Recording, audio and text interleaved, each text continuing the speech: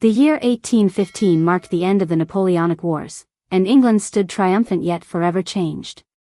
The victory at Waterloo had secured British dominance across the seas, but the cost had been enormous. Tens of thousands of young men lay buried in foreign soil, leaving widows in black crape weeping behind drawing-room curtains. The returning officers brought with them tales of continental sophistication that challenged traditional English ways, while the merchant classes grew wealthy from wartime trade and began purchasing country estates once exclusively held by ancient bloodlines. In the sprawling estates of the countryside and the grand mansions of London's Mayfair district, the aristocracy maintained their elaborate social rituals with religious precision. Every morning brought fresh gossip through drawing rooms adorned with hand-painted silk wallpapers imported from France and gilded mirrors that reflected the faces of women whose primary occupation was the delicate art of social manipulation. Ladies in empire waistgowns of the finest Indian muslin, their bodices embroidered with seed pearls and their sleeves puffed to the height of fashion, discussed marriage prospects over delicate china teacups filled with the finest Earl Grey, their conversations laced with euphemisms that disguised the brutal mathematics of dowries, bloodlines, and political alliances. The Ashford estate in Surrey stretched across rolling hills dotted with ancient oak trees, its Georgian mansion standing like a monument to generations of wealth and influence accumulated through strategic marriages, colonial investments, and careful stewardship of agricultural lands that yielded grain, wool, and rents from hundreds of tenant farmers. The house itself was a masterpiece of architectural harmony, its honey-colored bath stone facade featuring perfectly proportioned windows that caught the morning light and cast geometric patterns across manicured lawns where peacocks strutted between topiary gardens shaped like mythological creatures. Inside, the entrance hall soared 2 stories high, its walls adorned with portraits of deceased Ashfords in military uniform or court dress, their painted eyes following visitors with expressions of stern judgment and inherited pride. Lord Edmund Ashford, the Earl of Ravenshollow, commanded respect through both his military service under Wellington and his iron-fisted control over vast holdings that included coal mines in Wales, shipping interests in Liverpool, and sugar plantations in Jamaica worked by slaves whose suffering never troubled his aristocratic conscience. His medals from the Peninsula Campaign gleamed from their place of honor above the marble fireplace in his study, surrounded by leather-bound volumes of military strategy and political treatises, while his mahogany desk held correspondence from cabinet ministers who valued his counsel on matters ranging from agricultural policy to the suppression of radical movements among the working classes. At 22, Lady Isabella Ashford embodied everything expected of an earl's daughter in an age when female perfection was measured by accomplishments as ornamental as they were useless. Her auburn hair, inherited from a maternal grandmother who had been celebrated as one of the great beauties of her generation, was always perfectly arranged according to the latest fashion plates from Paris, secured with combs of mother-of-pearl and tortoise-shell and adorned with ribbons that matched her carefully selected gowns. Each morning, her lady's maid spent an hour arranging these tresses into elaborate coiffures that required dozens of pins and a delicate balance that could be destroyed by a single careless movement. She moved through the estate's corridors with the graceful deportment drilled into her by years of instruction from French governesses who had fled the Revolution and Italian dancing masters who taught her to glide across marble floors as if floating on air. Every curtsy was measured to perfection, executed with the precise angle of deference appropriate to each rank of visitor, from the deep genuflection reserved for royalty to the subtle bob suitable for country squires. Every word was spoken in the cultured tones befitting her station, her voice trained to carry just far enough to be heard by intended listeners but never so far as to suggest unseemly emotion or enthusiasm. Her education had been comprehensive within the narrow bounds deemed appropriate for ladies of quality. She spoke French with Parisian elegance, Italian with romantic flair, and could read Latin well enough to appreciate classical poetry, though she was forbidden to study anything so vulgar as mathematics or natural philosophy. Her watercolors were admired by visiting dignitaries, her skill at the pianoforte drew tears from sentimental aunts, and her knowledge of household management encompassed everything from directing servants to planning elaborate dinner parties that could accommodate 40 guests without a single breach of precedence or protocol. The morning sun streamed through the tall windows of the breakfast room, casting golden patterns across the Persian carpet as Isabella delicately spread orange marmalade across her toast. Her father, imposing even while seated, reviewed correspondence with the methodical precision of a military campaign. The silver service gleamed against the mahogany table, reflecting the ordered perfection that defined every aspect of their lives. "Isabella, my dear," Lord Ashford announced without looking up from his letters, I have received most encouraging news from the Duke of Worthington. His son Charles has expressed interest in making your acquaintance at the Pemberton ball next week. Isabella's fingers tightened almost imperceptibly around her teacup. Charles Worthington was everything her father deemed suitable, wealthy, titled, and possessed of estates that would complement the Ashford holdings perfectly. He was also thoroughly disagreeable, with cold eyes and a tendency toward cruelty that he disguised behind polished manners. "Of course, Papa," she replied, her voice betraying nothing of her inner turmoil. Years of training had taught her to mask her true feelings behind a facade of perfect compliance. The household staff moved through their duties with silent efficiency born of generations of service to the Ashford family, a complex hierarchy that mirrored the social order of the wider world. Mr. Pemberton, the butler, had served 3 generations of Ashfords and commanded a staff of 47 servants whose ranks included footmen in powder blue livery with gold braid, parlor maids who wore crisp white aprons over black dresses, and scullery maids who rose before dawn to scrub pots and tend fires. Each servant knew their place with religious precision, from the upper housemaids who were permitted to dust the family portraits to the lowest kitchen help who never ventured above stairs except to carry coal scuttles through hidden servants' passages that honeycombed the mansion like arteries carrying the lifeblood of aristocratic comfort. Mrs. Hartwell, the housekeeper, maintained standards so exacting that visiting nobility often remarked on the perfection of the Ashford hospitality. Her keys, worn on a silver chatelaine at her waist, unlocked storerooms filled with linens embroidered with the family crest, china services for every conceivable occasion, and silver that gleamed like captured moonlight. She had trained parlor maids to arrange flowers with artistic precision, shown laundresses how to press elaborate gowns without damaging delicate fabrics, and drilled kitchen staff in the preparation of French cuisine sophisticated enough to impress the most worldly guests. The stables housed the finest thoroughbreds money could purchase, their bloodlines as carefully documented as those of the human inhabitants of the mansion. Carriages gleamed with fresh paint and polish, from the elegant landau used for formal calls to the practical gig that carried Isabella on her charitable visits to the village. The head groom, Thompson, had served in the cavalry and understood that a single hair out of place on a horse's mane could reflect poorly on the family's reputation. Under his supervision, grooms in leather breeches and tall boots maintained equipment that represented a small fortune in craftsmanship. Hand-tooled harnesses decorated with brass fittings, ceremonial bridles adorned with silver rosettes, and saddles made by London's most exclusive craftsmen. Isabella's days followed rigid patterns established by centuries of tradition, each hour regulated by customs that had ossified into laws more binding than Parliament could devise. Morning prayers in the family chapel, a jewel box of medieval stone whose stained glass windows depicted scenes of Christian martyrdom and aristocratic piety, where she knelt on velvet cushions embroidered with the Ashford coat of arms while the family chaplain droned through services that emphasized duty, obedience, and the divine right of her father's authority. Correspondence with suitable young ladies of her acquaintance consumed the late morning hours, letters written on cream-colored paper watermarked with the family crest and sealed with sealing wax heated over a silver spirit lamp. These missives, governed by protocols as strict as diplomatic treaties, conveyed information through subtle codes understood only by those educated in the language of aristocratic society. A mention of someone being indisposed might refer to pregnancy outside marriage, while praise for a family's recent acquisitions could indicate financial difficulties requiring the sale of heirloom jewelry. Watercolor painting in the conservatory surrounded her with exotic orchids imported from the Far East and climbing roses whose cultivation required a full-time gardener specializing in hothouse flowers. The conservatory itself was a marvel of modern engineering, its iron framework supporting enormous panes of glass that created a tropical paradise in the English countryside.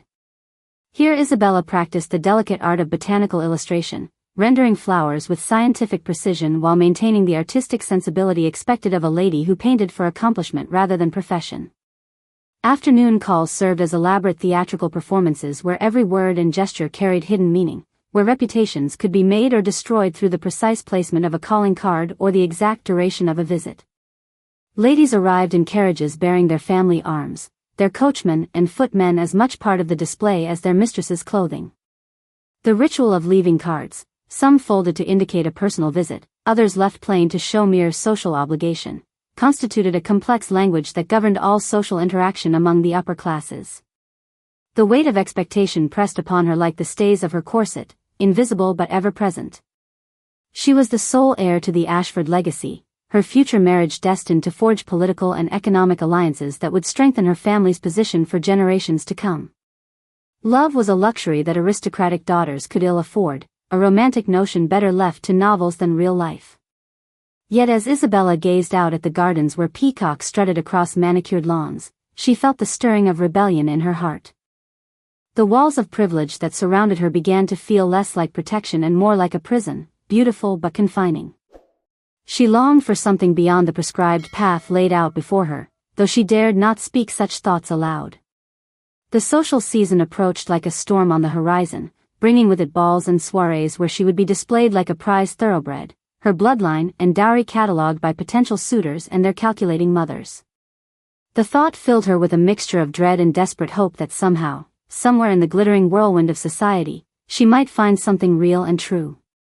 The village of Ashford lay in the shadow of the great estate like a medieval settlement clustered around its lord's castle, its cobblestone streets lined with Tudor cottages whose timber frames had weathered centuries of English rain and whose thatched roofs required constant maintenance by craftsmen whose skills passed from father to son through generations.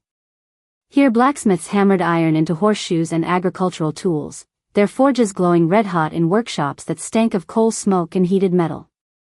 Bakers rose before dawn to prepare bread for the entire community, their ovens built into walls shared with neighboring shops to conserve precious fuel. Merchants conducted trade according to patterns established long before anyone could remember, their prosperity dependent entirely on the goodwill of the estate that employed their services and protected their livelihoods. The social hierarchy was as rigid here as in the grand drawing rooms above, but with subtle differences that Isabella was only beginning to understand through her charitable visits, duties expected of ladies of her station that had evolved from medieval concepts of noblesse oblige. The blacksmith's wife curtsied to the baker's spouse because her husband rented rather than owned his forge, while the publican's family claimed precedence over ordinary tradesmen because their establishment served as an unofficial meeting place for the village's most prosperous citizens.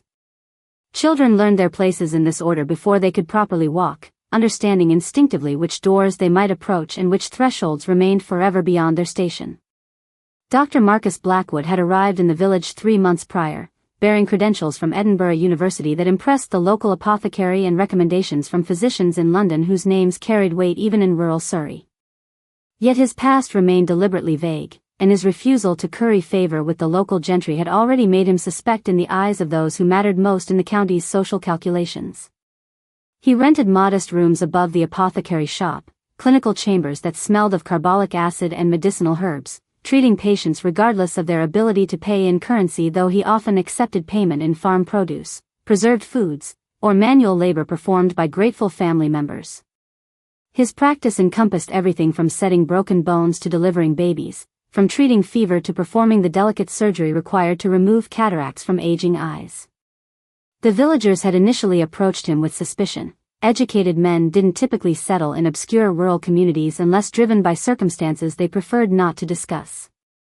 But his obvious competence and genuine compassion had gradually won their trust, and now mothers brought their children to him for treatment they could never have afforded from physicians who charged fees appropriate to their medical degrees and social pretensions. He possessed an unsettling habit of looking directly into people's eyes when he spoke to them, a behavior that violated the careful protocols of deference that governed all interaction between social classes. When treating the village carpenter's wife for a difficult childbirth, he spoke to her with the same respectful attention he showed the local magistrate's gouty foot, addressing her concerns with a seriousness that implied her comfort mattered as much as any lord's convenience. Their first encounter occurred on a Tuesday morning when Isabella's carriage broke down outside the village church. The wheel had come loose, leaving her stranded while her coachman attempted repairs. As she waited in the churchyard, admiring the ancient headstones worn smooth by centuries of weather, she heard raised voices from the cottage next door. "I don't care what his lordship says," came a gruff voice thick with pain and stubborn pride. "I'll not have charity thrust upon me like I'm some beggar." "This isn't charity, Mr. Harwick," replied another voice, cultured but patient. "This is medicine, and your leg needs attention before the infection spreads further." Isabella found herself drawn toward the cottage window, her curiosity overcoming her sense of propriety. Through the gap in the curtains, she glimpsed a man kneeling beside a rough wooden bed where an elderly villager lay writhing in obvious distress. The doctor's hands moved with practiced skill as he cleaned and dressed a festering wound, his face etched with concentration and genuine compassion. When Marcus Blackwood emerged from the cottage 20 minutes later, he nearly collided with Isabella, who had been pacing anxiously near the garden gate. The impact sent her reticule flying, scattering coins and calling cards across the cobblestones. As they both knelt to gather the scattered items, their hands brushed over a fallen sovereign, and Isabella felt an electric shock that had nothing to do with static. "Forgive me, my lady," Marcus said, his voice carrying the slight burr of Scottish origins barely masked by English education. "I wasn't watching where I was going." Isabella found herself staring into eyes the color of storm clouds, intelligent and intense in a way that made her suddenly conscious of her own sheltered existence. His dark hair was slightly disheveled from his work, and his simple brown coat bore the honest marks of a man who labored with his hands as well as his mind. "The fault was entirely mine," she replied, accepting his assistance to her feet with a grace that had been drilled into her since childhood. "I hope Mr. Harwick will recover." "You know his name?" Marcus asked, surprise evident in his voice. Most ladies of quality wouldn't deign to learn the names of common villagers, let alone inquire about their welfare. "I make it my business to know the people who live on our lands," Isabella replied, then immediately wondered why she felt the need to justify herself to this stranger. "My father believes in responsible stewardship." Marcus's expression grew carefully neutral at the mention of her father, but Isabella caught the flash of something darker in his eyes. She was accustomed to the immediate deference her title commanded, the way conversations stopped and heads bowed when her presence was announced. This man treated her with courtesy but not subservience, speaking to her as if she were a person rather than a position. "Your father's reputation for responsibility is well known throughout the county," Marcus said, his tone diplomatic but somehow loaded with unspoken meaning. Before Isabella could inquire further, her coachman announced that the repairs were complete. As she settled into the plush interior of her carriage, she found herself glancing back through the window at the doctor, who stood watching her departure with an expression she couldn't decipher. The following week brought the first of the season's major social events, Lady Pemberton's spring ball, an occasion that required months of preparation and represented the unofficial opening of the social calendar that would culminate in the London season. The Pemberton estate rivaled Ashford in grandeur, its ballroom a cathedral of wealth and power featuring crystal chandeliers imported from Venice that cast rainbow patterns across walls decorated with hand-painted silk panels depicting scenes from Greek mythology. Each chandelier held hundreds of beeswax candles whose light danced across surfaces polished to mirror brilliance, creating an atmosphere of almost supernatural luxury. Ladies in jewel-toned gowns glided across polished marble floors inlaid with precious stones arranged in geometric patterns that had required Italian craftsmen 2 years to complete. Their dresses represented fortunes in silk, lace, and embroidery, many ordered from French couturiers whose designs set standards for feminine beauty across Europe. The older matrons wore turbans adorned with ostrich feathers and jewels, their throats encircled by pearls that had been family treasures for generations, while younger women displayed the latest fashions in lower necklines and shorter sleeves that pushed the boundaries of propriety without crossing into scandal. Gentlemen in perfectly tailored evening wear conducted the delicate negotiations of social advancement while appearing to engage in casual conversation about hunting, politics, and the management of their estates. Their coats, cut by London's most exclusive tailors, fit like second skins, while their cravats were tied in intricate knots that required the assistance of expert valets. Many wore decorations earned through military service or royal favor, ribbons and stars that marked their rank in the elaborate hierarchy of British society. The dancing followed patterns as rigid as military formations, with the minuet opening the evening before giving way to country dances that allowed for more conversation and the waltz that had scandalized older generations with its intimate embrace. Each dance served a specific purpose in the courtship rituals that governed aristocratic marriage, providing opportunities for young people to meet under carefully supervised conditions while their parents negotiated the financial arrangements that would make romance practical. Musicians hidden in an alcove decorated with flowering vines provided accompaniment on instruments that included a pianoforte, violins, a cello, and a harp whose ethereal melodies seemed to float above the conversation and laughter that filled the enormous space. Their repertoire included everything from classical compositions by Mozart and Haydn to popular tunes that had swept through London's most fashionable salons, music that set the emotional tone for encounters that might determine the course of young lives. Isabella wore a gown of sapphire silk that enhanced her auburn hair and green eyes, her mother's emerald necklace glittering at her throat like captured starlight. She danced the prescribed number of sets with Charles Worthington, enduring his conversation about hunting and his father's political aspirations while maintaining the perfect smile expected of her. It was during the second waltz that she noticed a commotion near the servants' entrance. Lady Pemberton's youngest daughter had taken a fall from her horse that afternoon, and the family physician had been summoned urgently. Through the crowd of concerned guests, Isabella glimpsed a familiar figure moving purposefully through the corridor that led to the family quarters. Marcus Blackwood, dressed in borrowed evening wear that emphasized rather than disguised his difference from the gathered nobility, had been called upon when the regular physician proved unavailable. His presence in the ballroom, even briefly, sent whispers rippling through the assembled company like stones thrown into still water. Isabella found herself making excuses to move closer to where he worked, her heart racing with an excitement she couldn't explain or justify.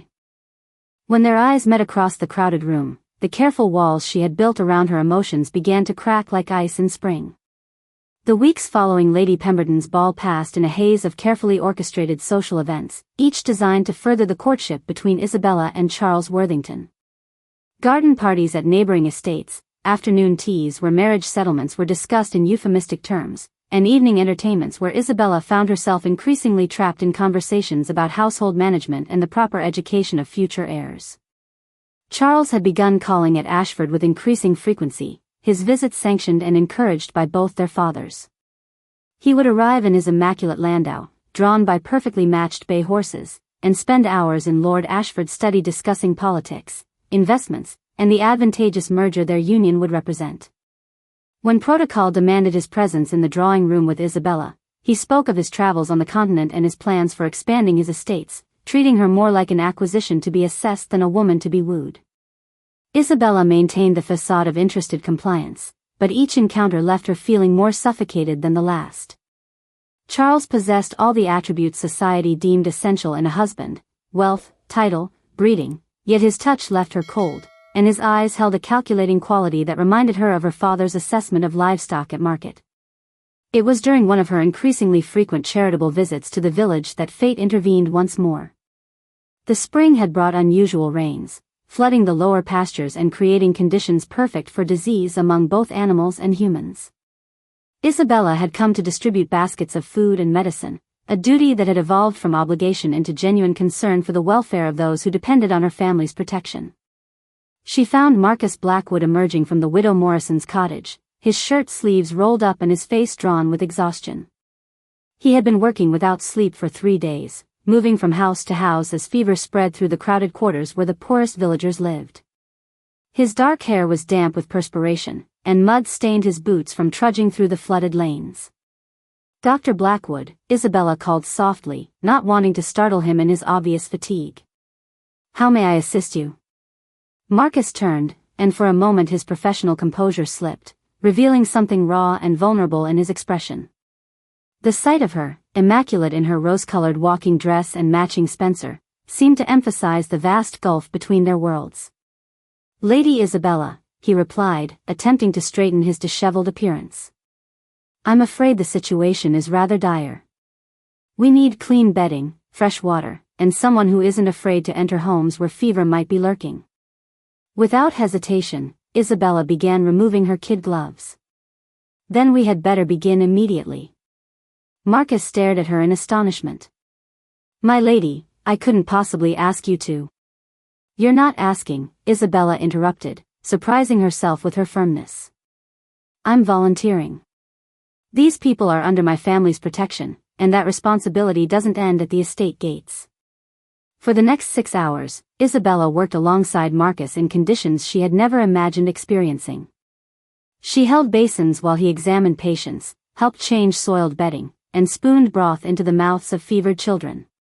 Her expensive dress became stained beyond repair, her carefully arranged hair fell in tangled wisps around her face, and her hands grew rough from harsh soap and constant washing. Yet she had never felt more alive or more useful. Working beside Marcus, she discovered reserves of strength and competence she hadn't known she possessed. More importantly, she began to see him not as the mysterious stranger who had disrupted her orderly world, but as a man of extraordinary dedication and skill who treated a merchant's daughter with the same care he would show a duchess. As evening approached and the immediate crisis passed, they found themselves alone in the village church, which had served as a makeshift hospital for the most seriously afflicted patients. The ancient building, with its stone walls and stained glass windows depicting scenes of mercy and healing, seemed an appropriate sanctuary for their exhausted bodies and overwrought emotions. "I don't understand you," Marcus said quietly, studying Isabella's face in the colored light filtering through the windows. "Most ladies of your station would have fled at the first sign of unpleasantness." Isabella sank onto a wooden pew, her body aching in ways she had never experienced. "Perhaps most ladies of my station have never been given the opportunity to be useful rather than merely ornamental." "Your father will be furious when he learns how you've spent your day," Marcus observed, settling beside her with careful attention to proper distance despite their shared intimacy of labor. "My father expects me to be charitable," Isabella replied, though she knew her actions today had far exceeded the bounds of acceptable philanthropy. "He simply assumes that charity consists of sending hampers from a safe distance rather than rolling up one's sleeves and actually helping." Marcus was quiet for a long moment, his hands clasped loosely in his lap. When he spoke again, his voice carried a weight of years and experiences Isabella could only imagine. "There are things about me you don't know, Lady Isabella. Things that would shock you and anger your father beyond all forgiveness. I'm not a suitable companion for someone of your position, regardless of how drawn I might be to your company." Isabella felt her heart begin to race. The careful boundaries of her world seemed suddenly fragile, like morning frost that could be shattered by the slightest touch. "What if I don't care about suitability?" she whispered, the words escaping before her rational mind could censure them. Marcus turned to look at her directly, and in his storm-gray eyes she saw her own desperate longing reflected back like candlelight in a mirror. The space between them seemed to shimmer with possibility and danger, weighted with all the reasons they should turn away and all the emotions that made such turning impossible. "You should care," he said softly, but his hand moved almost involuntarily to cover hers where it rested on the wooden pew. "Your father would destroy me without a moment's hesitation if he knew I had even entertained thoughts of caring for you as more than a patient in need of assistance." Isabella felt the warmth of his touch spread up her arm like wine through her veins. "And what if I told you that his good opinion means less to me than your respect?" The ancient church held their whispered words like a secret, while outside the village settled into evening routines, unaware that two hearts were poised on the precipice of a choice that would change everything. The secret meetings that followed took place in stolen moments between Isabella's official duties and Marcus's medical calls. They would encounter each other seemingly by chance at the village market, where Isabella would purchase ribbons she didn't need while Marcus collected herbs from the apothecary. Their conversations, carefully public and proper, carried undercurrents of meaning that left Isabella's heart racing and her thoughts scattered. A month into their clandestine courtship, if it could be called such, Isabella discovered a hidden path through the woods that connected the Ashford estate to the village by a route known only to poachers and smugglers. The trail wound through ancient oaks and across babbling streams, far from the manicured gardens where her every movement was observed and reported. It was there, in a clearing where wildflowers carpeted the ground like nature's own ballroom, that Marcus finally kissed her. The moment had been building for weeks through glances that lingered too long, hands that brushed while passing medical supplies, and conversations that skirted the edges of dangerous territory. When Isabella stumbled over a fallen log and Marcus caught her in his arms, the careful distance they had maintained simply dissolved. His lips were warm and gentle, then passionate as Isabella responded with an ardor that surprised them both. For precious minutes, the world narrowed to just the two of them, free from the weight of expectations and the prison of social conventions. Isabella felt as though she were awakening from a long sleep, discovering sensations and emotions she had never known existed. "I love you," she whispered against his cheek, the words carrying the weight of revolution. "And I love you," Marcus replied, his voice rough with emotion and fear. "God help us both, but I love you beyond reason or safety." Their secret Eden lasted exactly 13 days. On the 14th day, as Isabella made her way through the woods for another clandestine meeting, she found the clearing occupied by her father and 3 of his most trusted men, all mounted on horseback and armed with the cold fury of violated authority. Lord Ashford sat astride his black stallion like an avenging angel, his military bearing more pronounced than ever and his eyes blazing with a rage that Isabella had never seen directed at her personally. Marcus stood in the center of the clearing, his shoulders straight and his chin raised despite the obvious hopelessness of his situation. "So," Lord Ashford said, his voice carrying across the clearing like a blade, "the village physician believes himself worthy of my daughter's attention." "How presumptuous!" Isabella stepped into the clearing, her heart hammering but her resolve firm. "Papa, please allow me to explain." "You will be silent," her father commanded without even looking at her. "You will return to the house immediately and remain in your chambers until I decide how to address this situation." "I will not," Isabella replied, moving to stand beside Marcus despite the mounted men who blocked every escape route. "I am not a child to be sent to my room for inconvenient behavior." Lord Ashford's face darkened to an alarming shade of purple. In 22 years, Isabella had never directly defied him, never questioned his authority or judgment. Her rebellion struck at the very foundation of his ordered world. "You are my daughter," he said, his voice deadly quiet, "and you will obey me in this as you have in all things, or you will cease to be my daughter at all." The threat hung in the air like smoke from cannon fire. Isabella felt the weight of everything she had ever known pressing down upon her, her inheritance, her position in society, her very identity, all balanced against the man beside her and the love that had transformed her understanding of what life could be. "If that is the choice you offer me," Isabella said, her voice steadier than she felt, "then I choose love over duty, happiness over convention, and conscience over obedience."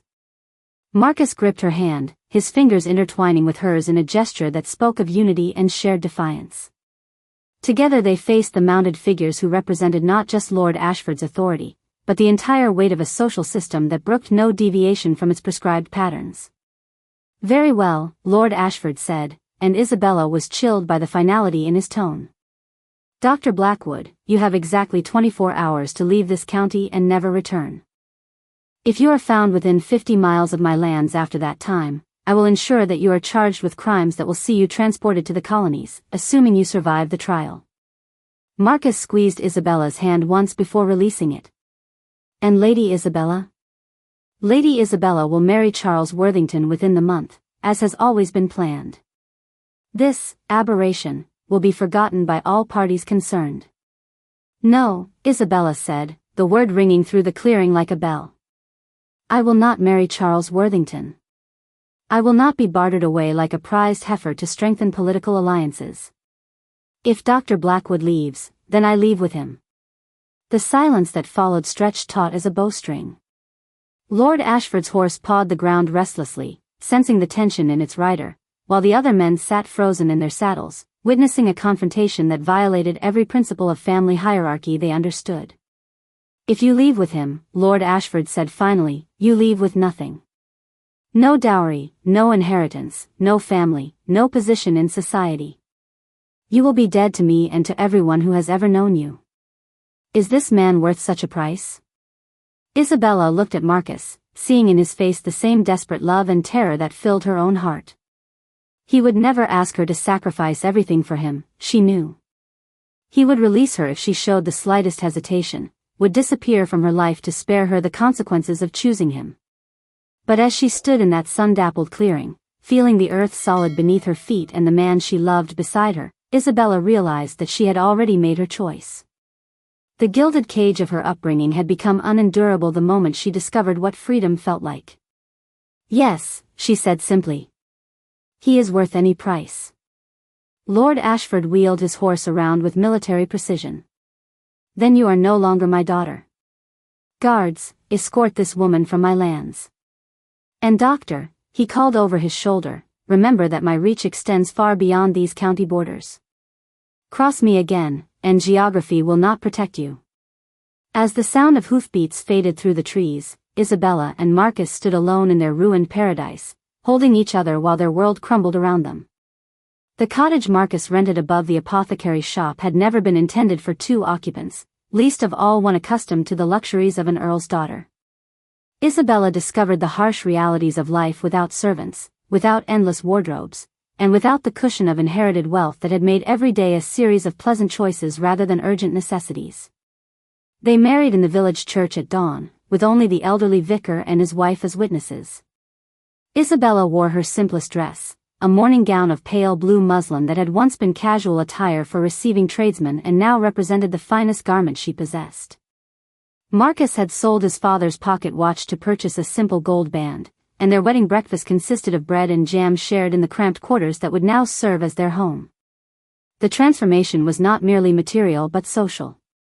Overnight, Isabella went from being Lady Isabella Ashford, sought after by every hostess in the county, to Mrs. Marcus Blackwood, wife of a village physician whose origins remained mysteriously vague. The ladies who had once competed for her attention now crossed the street to avoid acknowledging her existence, their faces set in expressions of scandalized disapproval. Mrs. Henderson, the grocer's wife, made her position clear during Isabella's first attempt to purchase supplies for their meager household. "I'm afraid we don't extend credit to newcomers," she said with false sweetness, her eyes taking in Isabella's altered circumstances with obvious satisfaction. "Cash payment only, if you please." Isabella felt the flush of humiliation burn her cheeks as she realized she lacked sufficient coins for even the basic necessities of bread, milk, and tea. The grocer's shop, which she had never entered as Lady Isabella but had often passed in her carriage, now seemed vast and hostile, filled with the suspicious stares of villagers who had once touched their caps respectfully at her approach. Marcus's medical practice suffered immediately and drastically. Patients who had welcomed his skill when he was simply the new doctor now refused his services, unwilling to associate with a man who had corrupted an earl's daughter. The wealthier farmers took their trade to physicians in neighboring villages, while those who remained could rarely afford to pay for treatment. Within a week of their marriage, their financial situation had become desperate. Marcus swallowed his pride and traveled to the nearby market town, seeking employment with established physicians who might overlook his scandalous marriage in exchange for his obvious competence. He returned each evening with reports of doors closed in his face and referrals that led nowhere. "Perhaps," Isabella suggested one evening as they shared a meager supper of soup and day-old bread, "I could find employment as a governess or companion." "My education is certainly adequate, Anne." "No," Marcus interrupted, his voice sharper than he intended. The strain of watching Isabella struggle with tasks that servants had once performed for her, seeing her hands grow rough from washing their few possessions in cold water, knowing that her sacrifice had cost him his livelihood as well as her inheritance, had pushed him near the breaking point. "I will not have my wife reduced to servitude because of my failures," he continued more gently. "There must be another solution." But solutions proved elusive.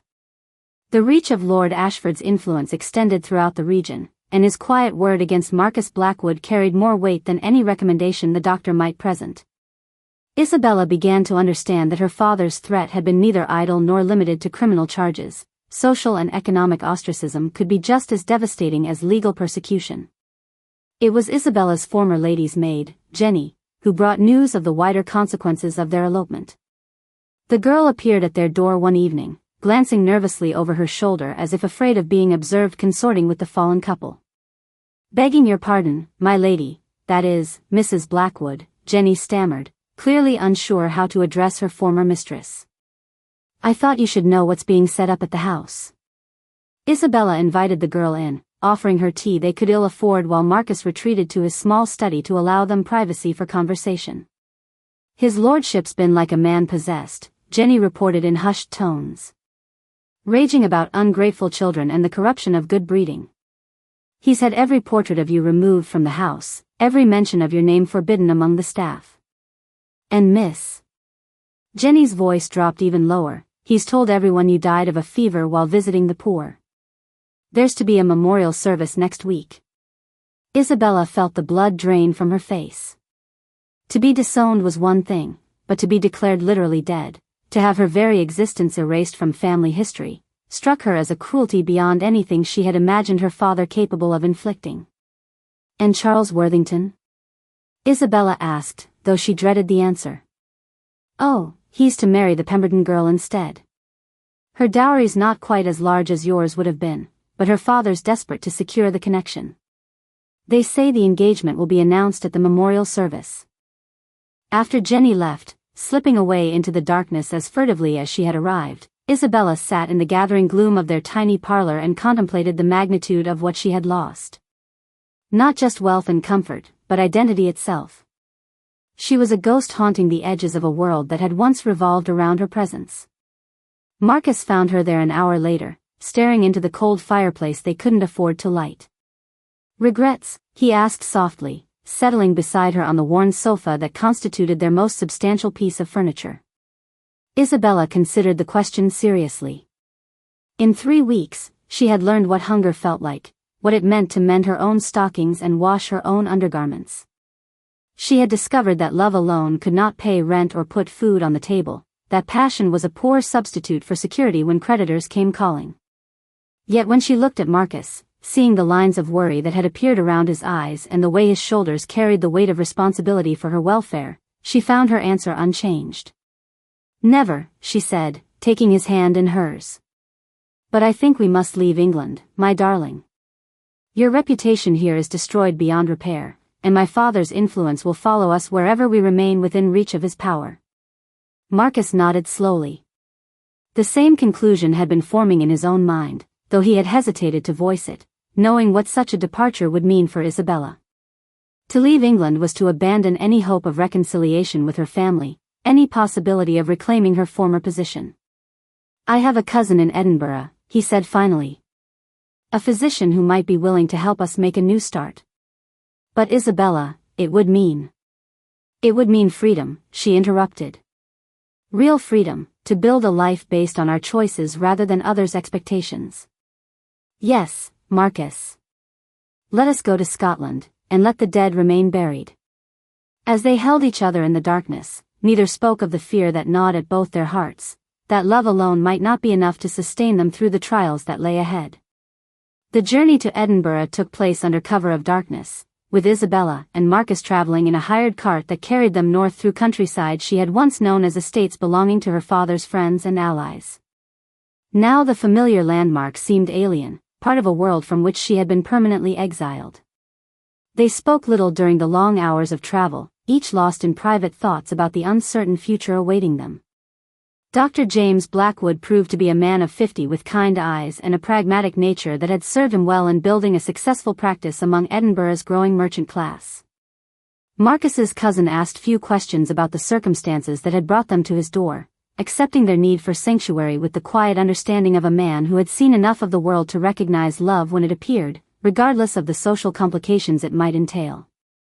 "The city's changing," James explained as he showed them to modest lodgings in a respectable district near the university.